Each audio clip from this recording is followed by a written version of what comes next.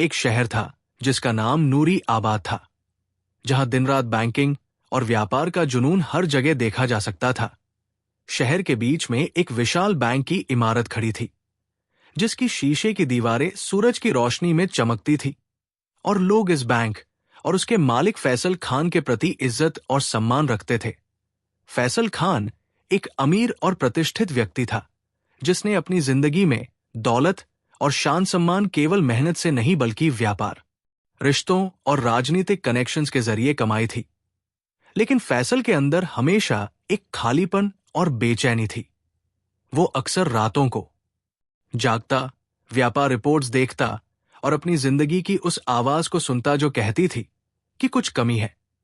एक दिन फैसल ने अपने मन में ठान लिया कि वो आम लोगों की जिंदगी का अनुभव करेगा और देखेगा कि लोग उसे बिना नाम और प्रतिष्ठा के कैसे देखते हैं।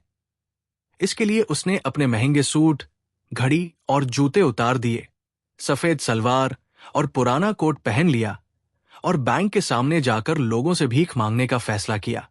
न कि सच में जरूरत के लिए, बल्कि ये देखने के लिए कि लोग बिना पहचान के उसका क्या व्यवहार करते हैं। सुबह की धूप में फैसल वही कपड़ पहनकर बैंक के मुख्य दरवाजे के बाहर बैठ गया, हाथ में एक छोटा कप लिए। बैंक के अंदर कर्मचारी आते जाते रहे। सड़क पर लोग अपने काम में व्यस्त थे। दुकानदार अपनी दुकानों के सामने शोर कर रहे थे। कुछ लोग फैसल की तरफ देखकर सिर हिला रहे थे। कुछ ने मजाक किया और कुछ ने सिक्के दिए, लेकिन किसी ने असली वजह समझने की कोशिश नहीं की। और फैसल ये सब देखकर अंदर से कांप उठा। उसे एहसास हुआ कि लोग सिर्फ दिखावे और कपड़े देखकर फैसला करते हैं, और उसकी प्रतिष्ठा जो बैंक से जुड़ी थी अब एक आम आदमी की तरह नजरअंदाज की जा रही थी। घंटों तक वो ऐसे ही बैठा रहा। कभी किसी की नजरें चुभी, कभी थोड़ी दया दिखाई, लेकिन सच्ची संवेदना कहीं नहीं थी। इसी बीच यूनुस, जो कुछ साल पहले उसी बैंक का मैनेजर था, अपनी छड़ी से बैंक के पास आया। समय ने उसके बाल सफेद कर दिए थे और चेहरे की लकीरों में अनुभव छुपा था। यूनुस ने फैसल को देखते ही तुरंत पहचान लिया। अंदर से हैरानी और दर्द दोनों महसूस हुए। उसने सोचा कि ये वही व्यक्ति है जो हर समारोह में शाही लगता था और आज साधारण कपड़ों में भीख मांग रहा है।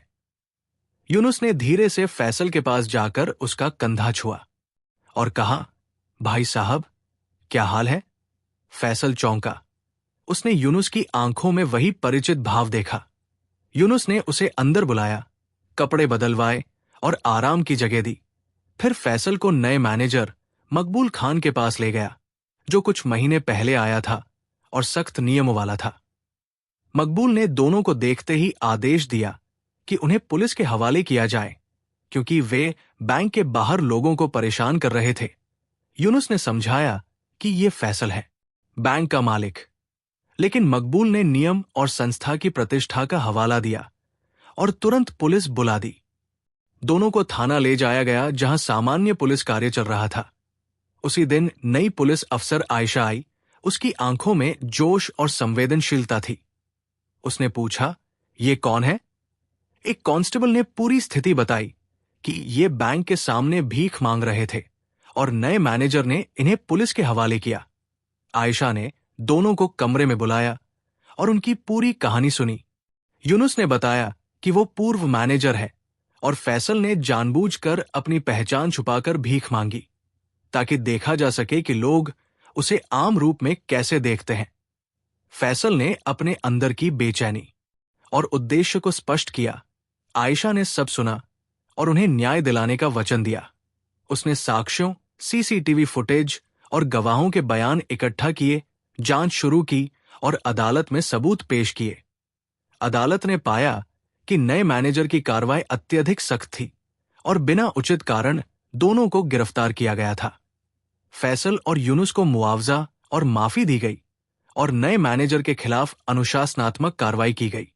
फैसल ने अब अपनी दौलत का उपयोग समाज और लोगों की भलाई के लिए करना शुरू किया। यूनुस ने अनुभव से मार्गदर्शन किया और आयशा को केस की। सफलता के लिए सराहा गया। पूरी घटना ने शहर में संदेश दिया कि इंसानियत और न्याय सबसे बड़ी संपत्ति है। और किसी की स्थिति देखकर उसकी इज्जत न आंकी जाए। फैसल ने अपनी दौलत का बड़ा हिस्सा स्थानीय फी योजनाओं, हाउसिंग और छोटे व्यवसायों के लिए दिया ताकि लोग आत्मनिर्भर बन सके। यूनुस ने उम्र के आखिरी हिस्से में संतोष और मार्गदर्शन पाया। आयशा ने न्याय की रक्षा करते हुए उदाहरण स्थापित किया। शहर के लोग अब बैंक और उसके कर्मचारियों को नए नजरिए से देखने लगे। बैंक केवल वित्तीय संस्थान नहीं रहा, बल्कि सम्मान, मदद और पारदर्शिता का प्रतीक बन गया। फैसल ने अपनी शक्ति का उपयोग दूसरों की भलाई के लिए किया। यूनुस ने अनुभव बांटा और आयशा ने न्याय की मशाल जलाई। इस तरह नूरी आबाद में बदलाव आया, इंसानियत और न्याय की नई शुरुआत हुई और शहर के दिलों में वह रोशनी समा गई जो सच्चाई, न्याय और मानव गरिमा का प्रतीक बन गई। फैसल ने लोगों के लिए छोटी बड़ी मदद का हाथ बढ़ाया, गरीबों और जरूरतमंदों की सहायता की, नए उद्योगों और व्यापारियों को प्रोत्साहन दिया। यूनुस ने हर कदम पर उसका मार्गदर्शन किया और आयशा ने कानूनी रूप से सब कुछ सही करवाया। बैंक के कर्मचारी अब सिर्फ अपना काम नहीं देखते थे, बल्कि लोगों के दुख सुख का भी ख्याल रखते थे। शहर में हर तरफ एक नए सामाजिक संदेश का प्रचार हुआ कि संवेदनशील होना और इंसानियत का पालन करना सबसे बड़ा धर्म है। फैसल ने समझा कि असली शांति और संतोष पैसा से नहीं, बल्कि इंसानियत और न्याय से मिलती है। यूनुस ने अपनी जीवन की अंतिम यात्रा में एक बड़ा उद्देश्य पाया और आयशा ने अपने काम से सबको प्रेरणा दी।